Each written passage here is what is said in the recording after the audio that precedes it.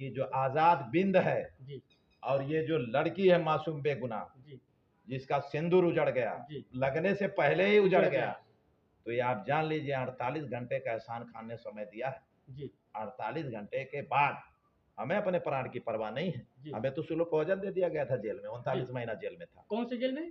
Ghazipur jail में, Ghazipur jail में जी 39 महीना रहा। आखिरी साल में मुख्तार अंसारी के नाम से विख्यात 5 नंबर बैरिक में रखे मुझे स्लो पॉइजन दे दिया। जी फिर भी मैं जिंदा हूँ, तो जी इनका विनाश करने के लिए जिंदा हूँ। जी अब करूंगा, अब कौन कराएगा, किसका साथ मैं दूंगा, ये समय बताएगा। जी जो भारतीय जनता पार्टी को हरा सकता है जी और दलितों, पिछड़ों, अल्पसंख्यकों का जी और अगड़ी जातीय गरीबों का जी जो हितैषी होगा, उसी को मेरा समर्थन होगा और उसी की सरकार बनेगी, ये हमें विश्वास। रामाश्रय गोस्वामी हैं, जी दुर्वासा धाम के जी महंत हैं, जी गौकसी का फर्जी मुकदमा लगा दिया। जी भोगैचा थाना हरौला है, जी वहां पर 8 पंडितों के ऊपर हत्या का मुकदमा गंगेस्टर लगा दिया। 64 साल की औरतें हैं, बूढ़ी औरतें हैं। जी और उसके बाद आप चलिए, राम नगीना सिंह है, जी आपके पुरुषोत्तमपुर है, थाना मुबारकपुर, जी 4 परिवार के ऊपर हत्या का मुकदमा फर्जी लगा दिया। जी ब्राह्मण की एक हत्या हुई थी, कोई लेना देना नहीं था, सिर्फ इसलिए कि विकास दुबे का प्रकरण है, कहीं हो योगी जी यहाँ आ रहे थे 10 तारीख को, जी इसलिए लगा दिया कि जी कहीं ये मुद्दा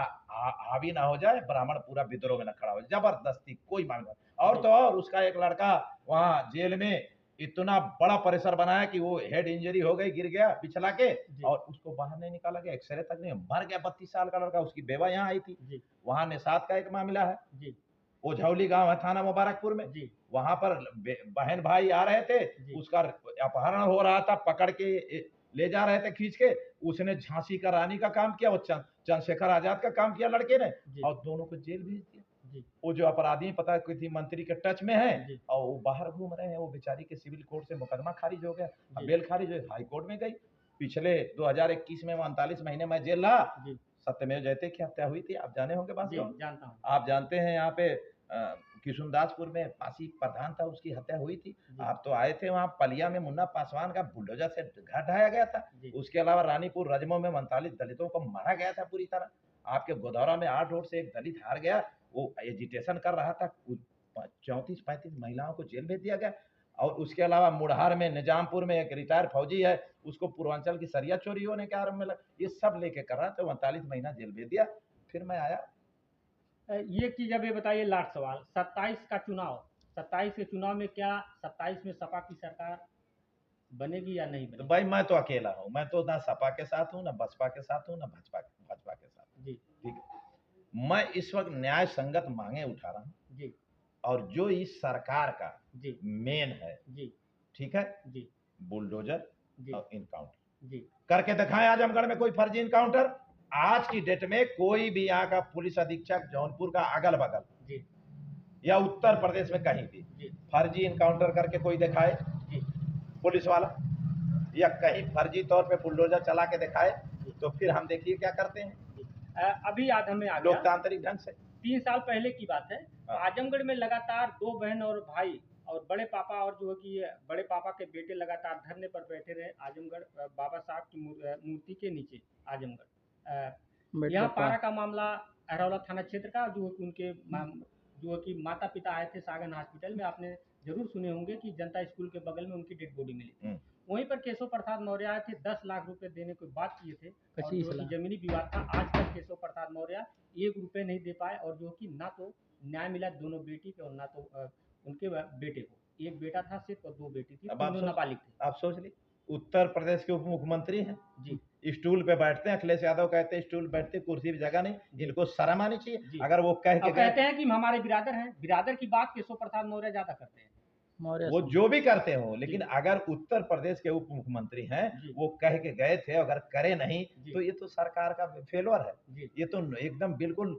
मतलब शर्म आनी चाहिए, हमें शर्म आ रही है कि उत्तर प्रदेश का मुख्यमंत्री ये सिर्फ कागजी हैं, चाहे ये हुए चाहे ब्रजेश पाठक हुए। ब्रजेश पाठक तो 2 ब्राह्मणों का मामला है, बोगैचा में, थाना हरौला में 8 पंडितों का, और ये निरी वो गिरी गोसाई आपके गौकसी का फर्जी मुकदमा लग गया। क्या कर पाए, क्या कर पाए, कुछ नहीं, क्या कर पाए, तो क्या करेंगे।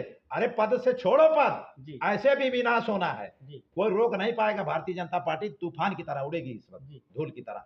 सत्ता किसी के बाप की जागीर नहीं रही, आप जानते हैं। मतलब 27 में भाजपा साफ हो जाएगी। एकदम बुरी तरह साफ होगी। कोई सत्ता पिछले दिनों 2017 से पहले कौन मुख्यमंत्री था? अखिलेश यादव थे। जी 12 से पहले कौन मुख्यमंत्री था? मायावती थी। जी उससे पहले कौन मुख्यमंत्री था? मुलायम सिंह यादव थे। जी उससे पहले कल्याण सिंह थे। उससे पहले और कोई था। उससे पहले कोई और था। जी योगी जी, ये बाप की जागीर ने ऐसा कृत्य कृपया आप ना करें कि जी आने वाला बदले की भावना से काम जी करें। ये कतई आप ना करें। यही जी मेरा आपसे अनुरोध है। जी और दूसरी चीज आखिर में यही मैं कहना चाहूंगा कि जे मेरे इश्यूज हैं, जी ये मेरे जो इश्यूज थे जिस पे आमरण अनशन मैं कर रहा था, जी जांचें चल रही नहीं चल रही मुझे नहीं मालूम। जी कृपया इन सारे मामलों में और पिछले 2021 के जो मामले हैं, दलित प्रधान जो दोनों मारे गए थे, इस प्रशासन ने शासन ने वादा किया था इनको जमीनें देंगे, इनके बच्चों को नवोदय विद्यालय में एडमिशन कराएंगे, ये मुआवजा देंगे, वो देंगे, ये करेंगे, वो करेंगे। जी। सब प्रशासनिक तौर पे वादा हुआ था जिलाधिकारी बने। जी